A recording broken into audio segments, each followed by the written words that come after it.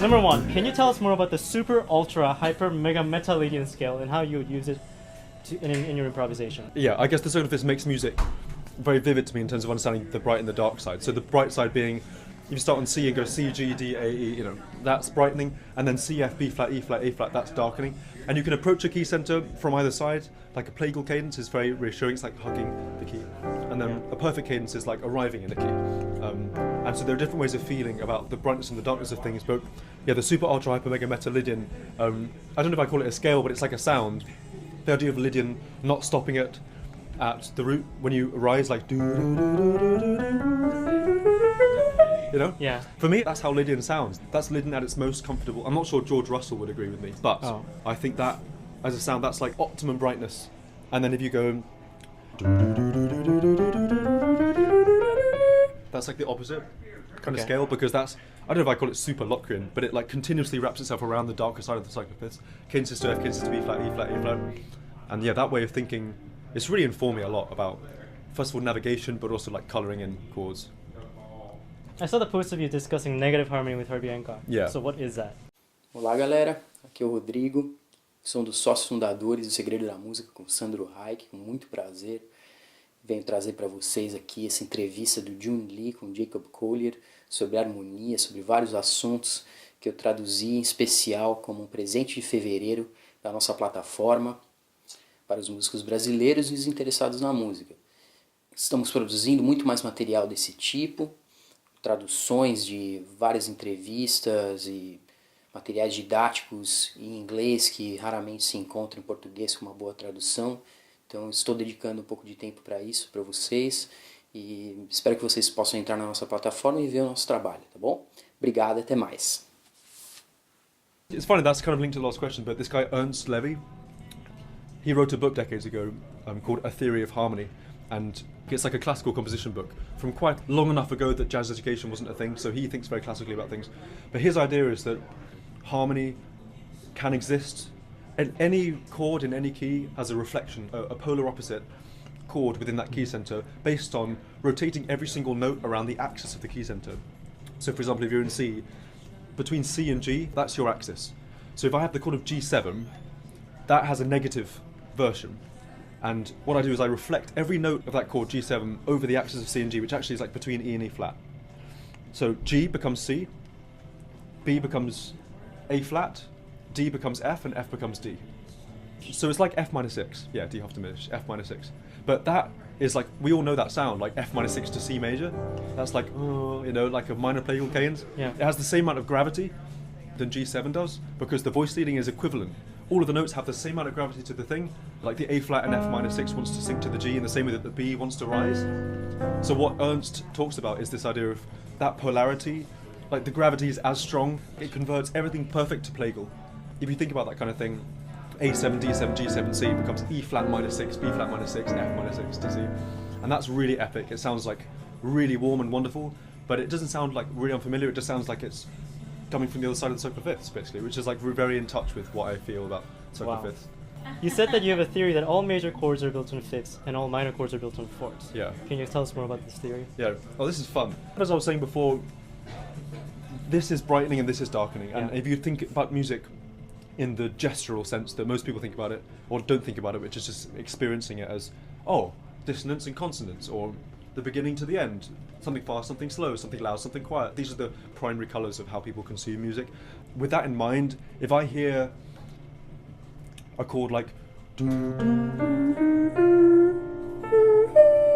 yeah, something like this, C minor 13 or whatever, that feels like a major chord to me more than a minor chord, because it's like the relative minor of E flat major. That's C Dorian. Yeah. And yeah, I think it's good, but if you want to make something more minor, then instead of using more minor scales, I think going further around the flat side circle of fifth is how you do it. Like if you go do do do, and compare that to do do do do, like that's super Lydian versus Phrygian or Locrian, and that is the most profound difference between major and minor that I've ever come across. Way more than like C minor, C major, you know what I mean? Yeah. So that way of thinking about things, I just had a philosophy that fourths is more minor than inverting a major scale to a minor key. Your usage of minor ninth, the interval minor ninth, this kind of voicing like do. Yeah. Where I put that semitone, you mean? Yeah. It's super important, and it's quite a distinctive thing to use. And obviously you can space that out and make it like a minor ninth interval as well. If you have like... Yeah?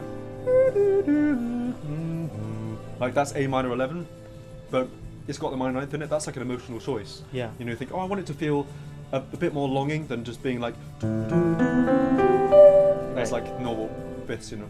Swapping notes around and making choices about like where to distribute the tension. A lot of arranging is about that, as opposed to what notes you choose to put in chords. And you know, in some ways you can make a list of all the notes in a chord, and that doesn't mean anything until you decide how to use those notes and where to put them. That's a lot of it, and that's even before you decide how to sing them. Like whether I record this note 2 times or 3 times or 4 times, whether I pan them all over the place or pan them in the center, and whether those notes go ah or ha, and all those choices. Once you have an arrangement, that's the very beginning of the process. In your arrangement of You and I, which won the Grammy Award, at exactly 3-minute and 20-second mark, you sing a B major pentatonic scale over a C major 13 chord. How does that make sense to you? Where is it in the tune? You alone in my mind. In some ways it's like the foresight of the F sharp major or G flat major tonality, which is implied by B sus. B sus is like a plagal cadence to F sharp major. It's like A major 7, which is like A, E, D, F sharp. Plagal. Yeah. So what that pentatonic means is I'm going to F sharp. That's one thing it means. And the other thing is I think it fits over the C chord that I can't remember what it is. It's probably like C, G, E, A, B, D sharp, F sharp or something like that. I love that chord. It's like major 7 sharp 9 but with the 6th in it. But anyway, that pentatonic, to be honest, I really didn't think too much about it. I just sang it in. But if you asked me to explain it, I could say, yeah, it shows what's to come, the F sharp major tonality, which is the key the whole song's in, and also your ear just hears it going sharp, and like the sharpness of F sharp pentatonic, the most sharp possible pentatonic, resolving to B sus, like A major 7 over B. That's so rich, you know, because you hear the A sharp flat into A, and you feel like everything goes from like major to the more like textual changes from sharp to flat that you have when a chord change happens, the more you have the ability to feel that change and be affected by it. If you compare A pentatonic to F sharp pentatonic, those are the two sounds you're hearing. You're hearing F sharp pentatonic and then A pentatonic because it's B sus. The difference between those two pentatonics is a minor third, which is the second most different pentatonic you could find besides the tritone. And so there's a difference in that that's satisfying because you hear like, and that's like, you know. Let's talk about negative harmony again. Oh yeah? Again? Okay. Ernest Levy doesn't actually use the term negative harmony in his book. Yeah. Could you explain more about the concept with an example or two? So negative harmony, it's funny, everyone's like freaking out about it. It's hilarious for me. But what Ernst Levy lays out in his book, A Theory of Harmony, is the idea of polarity. So, you know, for example, one note has an overtone series and an undertone series. And essentially, if you flip the overtone series, what you have is the inverse of what that tonality feels like in its most natural state. So if you flip every interval in the C harmonic series, rising, you get like, it keeps going up. So you have an octave, then a fifth, and a fourth, and a major third. If you go down, if you flip that, then you get an octave, and then a fifth, so you get F, and then C, and then a major third, which would be A flat, and then F, and then a really flat 7, which would be like a sharp D. The harmonic series, it's in nature, it's in physics. In the same way that when a tree grows, there's branches that come up and then there's roots that go down. What Ernst Levy essentially talks about, and then his ideas are extrapolated by this guy Steve Coleman, fairly visionary thinker in terms of music theory, is that, as he puts it, symmetry is one of the most natural things to music that exists. And I think Steve Coleman talks about this idea of rotational symmetry, which is like transposition, and then another kind of symmetry, which is essentially like you flip it over the axis. And there are a number of different axes about which you can flip a chord, and the one that Ernst Levy talks a lot about is the fifth, so between C and G. And if you rotate a scale around the axis of that interval, then you get the equivalent gravity to the center of the key, but from the opposite side of the circle of fifths. So if you look at the circle of fifths, C, G, D, A, and then C, F, B flat, E flat. So if I have a D major chord, for example, and I flip it over the axis of C and G, then everything major becomes minor, and everything perfect becomes plagal. So D major becomes B flat minor, because B flat is the same distance away from C about the axis on the circle of fifths, and the major becomes the minor. So B flat minor, it has a similar amount of gravity to C than D does, because the F sharp in D wants to rise to a G naturally, and in the same way that D flat in B flat minor wants to sync to a C. So all it is really is a way in which you can gain access to more sounds. And once you have access to the sounds, I guess it's important to say that sounds don't mean anything until you decide to use them in emotional ways. And so I personally treat negative harmony not as something that I sit down and study, but more as something from which I can squeeze out more stuff, more sounds. And once I've got the sounds, weird minor plagal cadences as opposed to perfect cadences, that just gives me a more profound palette.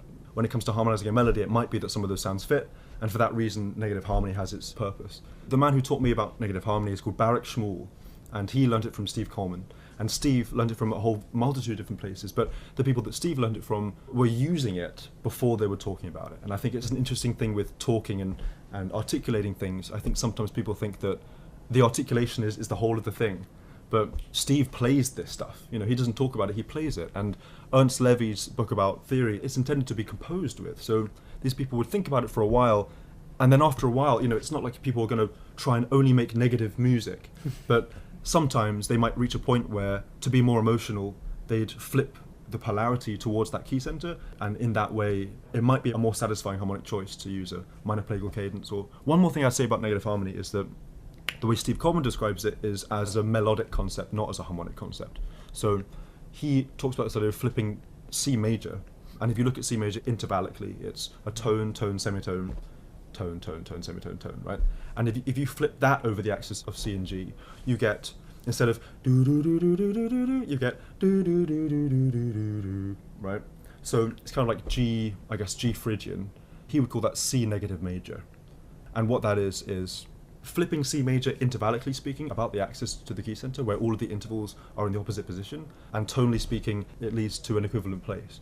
So I've always had this massive crush on harmony, and I think you have too. So I was really drawn to the harmonic possibility and the potential of this idea. But you can use it melodically with as much effect as harmonically. And yeah, just negative harmony, I guess, really caught my attention when it was mentioned by this guy Barak, and so I really squeezed it dry, you know, found as many sounds as I could, and after that, move along and keep making the stuff, you know? Yeah.